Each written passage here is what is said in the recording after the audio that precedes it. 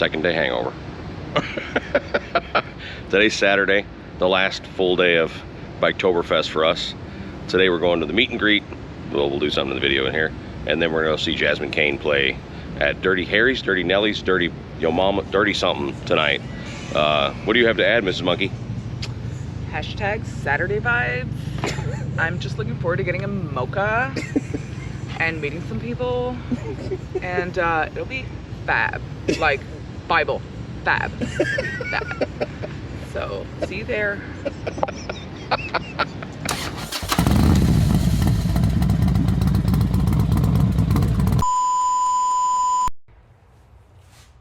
Now it's recording.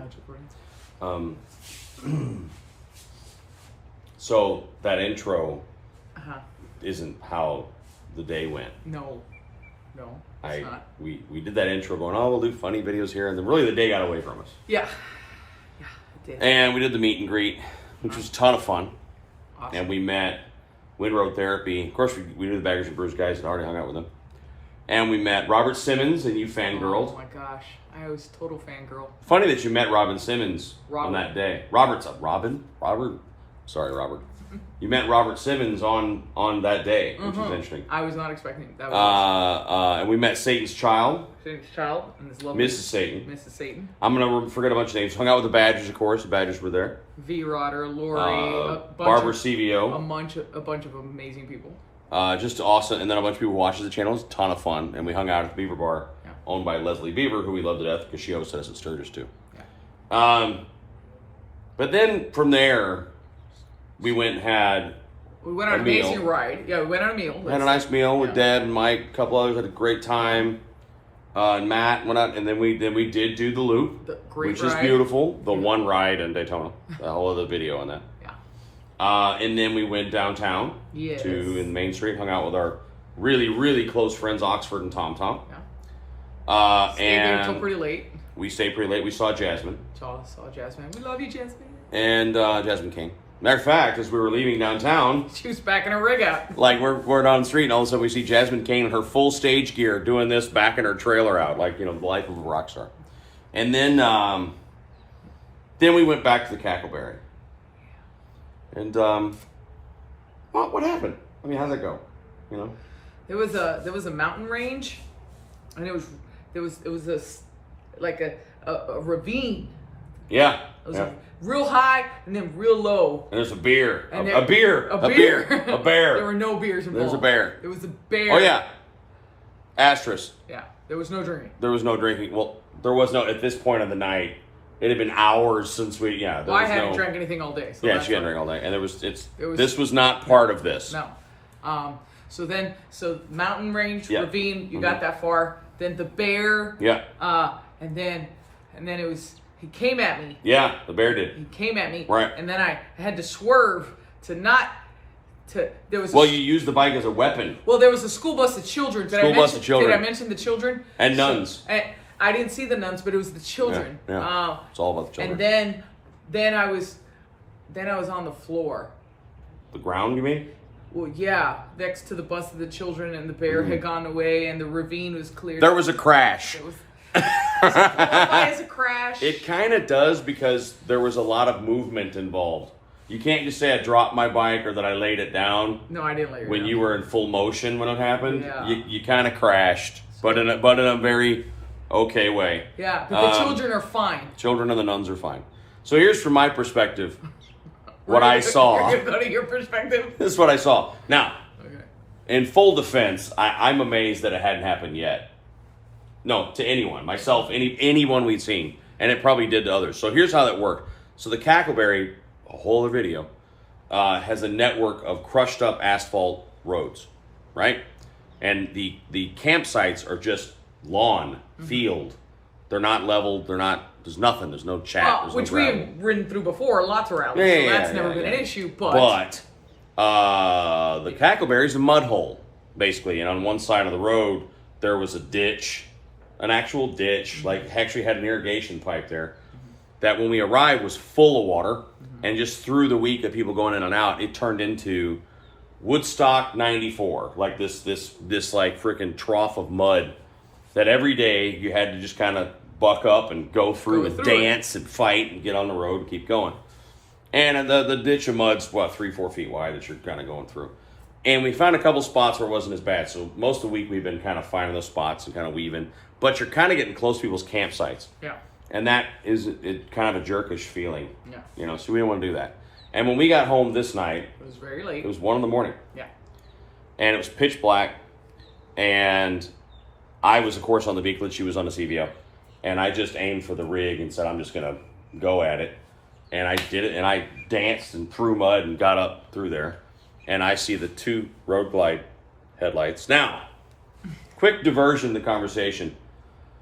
If your darling bride, baby, world revolves around you and her and your daughter are behind you, you watch them the whole time in the mirror. Like you're doing, it's not healthy. It's not safe. You're like watching her. So I'm watching in the mirror because I know she's going to hit that mud. And you see the 2 headlights going this way. And then all of a sudden they were going this way. and I heard, for a second, and the headlights were sideways. To the point to where it wasn't laid down, the bike was sideways. Yeah. So I came to a stop at the end of our rig and just threw down the Vikla. Like just didn't even try to kick down. Just threw her down. In the process, fell. Like in my mind, I was like, I'm gonna be the dutiful husband and like just screw the bike, which that is exactly what I did. But in the process, I caught my foot and went flying and then rolled and got up and ran back to her. And the funny thing is, I remember I was yelling, "You're okay, you're okay, you're okay," and I hadn't even seen her yet. I'm like, "You're all right, you're okay." Yeah. And I got back there, and you had. I cleared the bike. I had like a master, man. I got out from under the bike. I was not pinned under the bike, but I get up and going, "Gosh darn it!" I'm here. My ego is more bruised than anything, and I stand up. Your leg. Well, we won't show that, but my right leg, which is funny. So I didn't get pinned under the bike, so it fell towards the left. I was able to get out from under it pretty quick. But I guess going down, I hit hard enough where my right leg is bruised up against the intake. Looks like a ear cleaner. Yeah, the imprint now, it says SNS on my leg. So it doesn't, but that wouldn't have been awesome. So the funny thing is, I'm getting up and I'm just cursing to myself in my head, going, I knew it was going to happen. I was actually talking to some people saying it's only a matter of time before I lay that bike down. So I just wasn't expecting to be doing it while moving. And then I look up and I go, "What happened to you?" And I see your bike. And I go, "I'm fine. What's wrong with you?" He goes, "I dropped the bike." And I go, "What do you mean you dropped the bike?" "I dropped my bike." So I was wondering what had happened to you, because I was, by all accounts, fine. I was like, I will get to her faster if I don't screw at the kickstand. So I just threw the bike down, fell in the process. He had an image of me pinned under a bike, helpless, and because here's the thing about it. Yeah. There was an incline where it went down. Yeah. So it was laying tires off the ground. Yeah. Almost it was a bitch getting it back up. Yeah. So after the school bus of children cleared the area, the bear had gone away. Yeah. She killed the bear. There was a dip down into the little ditch, and then an incline back up, and then there was a truck parked pretty close. And I think part of it was also just mud. Making sure I didn't hit any dips in the grass and avoid hitting the truck with my highway pegs, which I had those down. So it was just the perfect storm of, When you said you went like that. Yeah, I think I just jerked it. Depth perception, you thought you were going to hit the truck, jerked hard, and bam, she went down. But it went just down hard. Yeah. Lesson, don't try that kind of maneuvering in the mud late at night. It's no fun. We've ridden through plenty of campgrounds and parking lots and rallies, Leesburg, Sturgis, what have you. But the difference is Sturgis is very dry. Even when it rains, there's no mud. It doesn't flood. But this was just a big soggy mess, which is... Well, I take it back. I got my bike stuck in the mud in 2015. In the concert area, not in the camping, But out where your campsites are, it's pretty dry because it just kind of... So the children are fine. Yeah, the nuns survived. You killed the bear. They killed the bear. It was pink. It was a pink bear? Oh, yeah. No. Pink bear. So that's it. I mean, so the bikes, you're all wondering this. The bikes are totally fine. The bikes are fine. They're muddy. My leg will be fine. It's sore. But there you go. It's bruised. So is my ego. So the irony of meeting Robert Simmons and then dropping my bike in the mud at night. You know what Robert Simmons would probably say? What? I mean, I don't know him that well, and I would never speak for him. Why'd you go through the mud? But following me is why she went through the mud, because I was like... Well, I should, I thought I think I just eyed. I thought that was a flat area, and it wasn't. It was a dip, and then, Yeah, we went on an angle. Like, it was like we dropped down off the asphalt road into the mud and then had to come up a hill. Which is why on an angle. the bike wound up this way, Yeah. with the wheels up. And let me tell you, trying to get that up, that is no easy feat. It took both of us. Like, Both of everything us. we had going 1, 2, 3 to get it A heavy bike. like this onto the tires, up, and then I remember being like, I can't move the damn thing now. We had put so much into it. Yeah. And then we had still had to pick up the vehicle. Yeah, because then now you're picking up a heavy bike, Yeah. wheels up, in the mud. It was not fun. But I called Coach and I told Coach. What did Coach say? He goes, yeah. He goes, oh my. Oh my. He was like, are you okay? Of Are you course. sure he didn't call George Takei? He's so fabulous. He's like, oh, you're okay. And you know, what happened? And I told him, I go, just a series of things I shouldn't have done it at night. Shouldn't have done it in a mud pile. It teaches You're talking about riding, right? Yes, riding. Never do it at night in the mud pile. Oh dear. Or do it at night in the mud pile. So the bruise will be okay. We're not going to show the bruise. No, we're not going to show bruises. The bike's just got mud on the crash bar and on the rear. No. You know what, though? The rear crash bars that I swapped off the Ultra. Engine guard. He did correct me. Remember, engine guard. I go, no, Coach.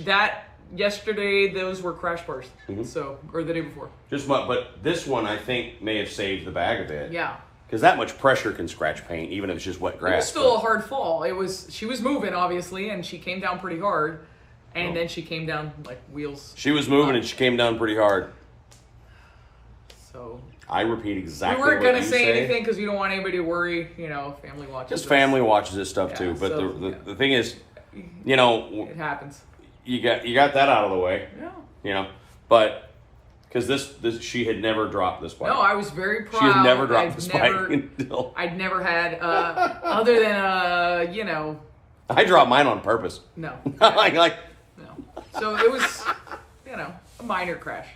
Stuff happens. Thankfully, it wasn't into anybody. It was late at night. Nobody saw, because God knows my pride couldn't have handled that. I'll take that one any day over oh, yeah, absolutely. A bike pulling out or whatever. But yeah, no. So we'll do a video, or at least hope you're not going to be home to do it. I don't know. We'll figure it out. Yeah. About our impressions of Daytona.